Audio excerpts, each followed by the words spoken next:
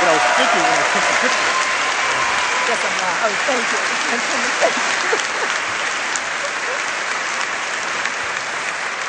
Excellent. Okay, we've selected. They've been great questions, and we won't have time to get through all of them, but we'll see what we can do. And I'm going to. Some of them are directed at individual people. Most of them aren't. And so I'll just throw it open, and people can answer for each one. This one, the first one we'll start with, I think it's an interesting one. It says, from Anne, if you could give us all a one-word piece of advice for our own science storytelling, what would it be? And P.S., thanks for showing us how sexy science is. I don't think that referred to your shirt, but it's okay.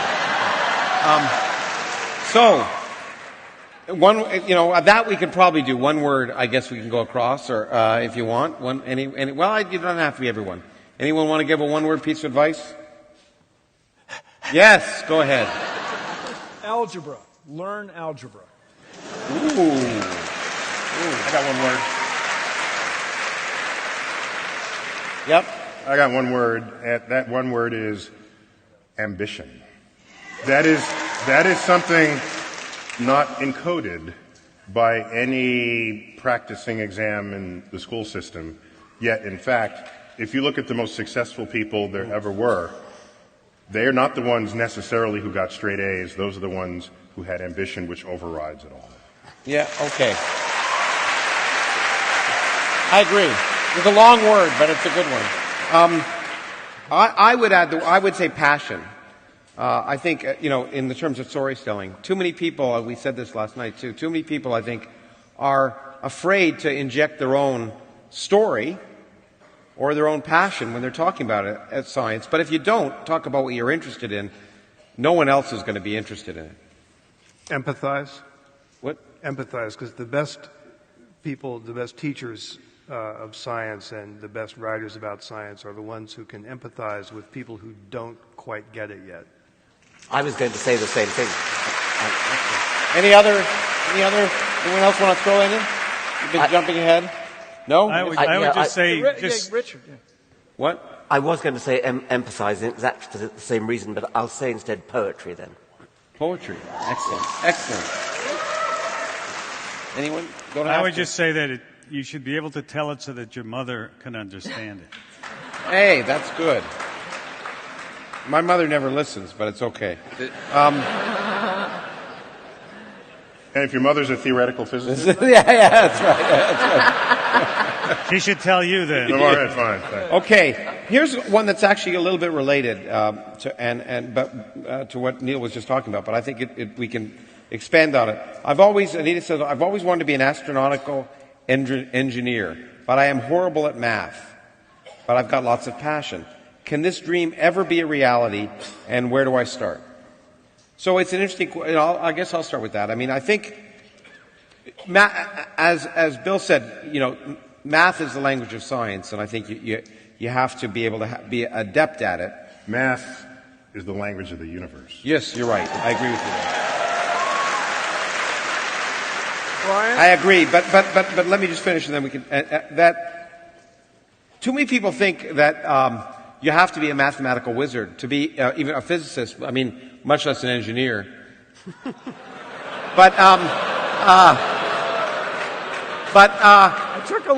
It takes all types. I know people who've won the Nobel Prize. I know people. You don't have to be the best mathematician in your class. You don't have to be a whiz.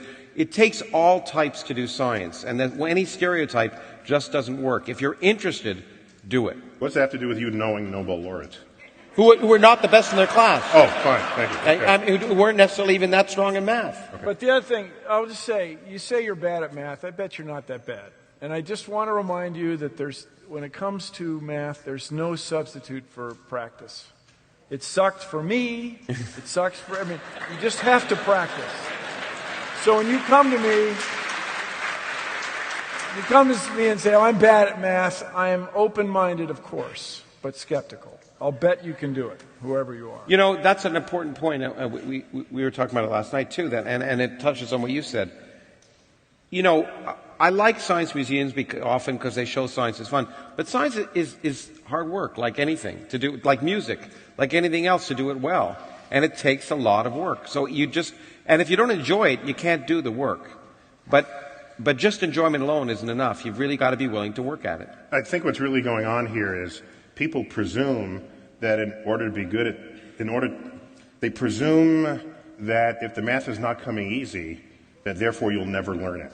And I meant it literally, that math is the language of the universe, and it's like any other language, especially a language that does not share the Roman alphabet. So, for example, if you wanted to study Chinese, it looks completely intractable at first. It looks like Greek. Exactly.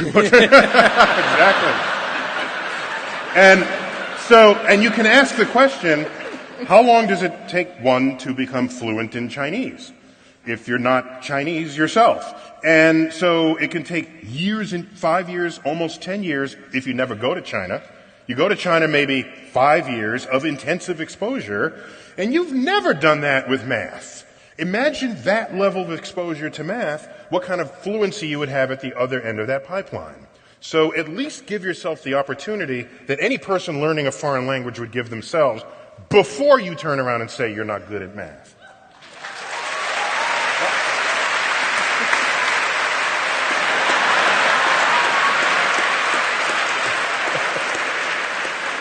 Brian,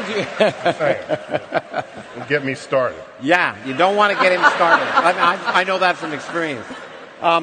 You're a professor of math as well as physics, probably the only one on the table. Yeah, and the question that comes to mind for me is, how do you know that math is the language of the universe? I was going to say, what about the multi? The universe told me. Pretty good first approximation, I'll tell you. No, Okay, we're now doing science by revelation. Lawrence, but- before you go, I'm yeah. just wondering, because I have a question about this. Yeah.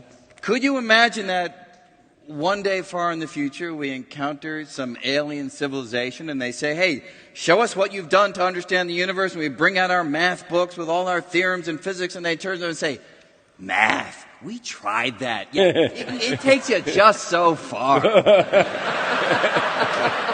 And the real way to do it is like this. I would say that whatever that real way is not manifest to us at this moment. And until that day happens, where an alien tells us how backwards we are, all I can say is that the math that we did invent out of our human brain, as you surely know, Eugene Wigner said, the unreasonable effectiveness of mathematics in describing the universe, the fact that it works at all is sufficient enough for me. Here I want to have a note. And just because you still can't figure out your string theory, don't come crying to me. Don't come crying to me because you can't figure it out. No, in fact, You got him started. See, you got him started. Said don't get me started. Get him started. No, but I want to go on record. He warned you not to get him started. Yeah, I know, I told you. But I want to go on record. I want to go on record, and this is a momentous occasion, I want to go on record as agreeing with Brian. Is anybody keeping the record? But no, in the sense that it is fascinating if you're a theoretical physicist to wonder when you find something fascinating, whether some mathematical formalism fascinating, whether it's a property of our brains or whether it's a property of the universe, and we just don't know. I think is the answer. If string right, theory but let me straight, ask you a question. I find it slightly confusing because Neil, you describe math as something that we create. So why is it the thing that we create is somehow intrinsic to the universe? Isn't that awesome? That's our description. It's remarkably surprising. It is surprising. I don't lose sleep over that. I celebrate it. It's a good thing. I celebrate it too. Yeah, but it is a question. There may be limitations in understanding the universe because of the way our brains work, and I think that's surely the case. That's surely the case. And for Republicans, it's already happened. But it's no,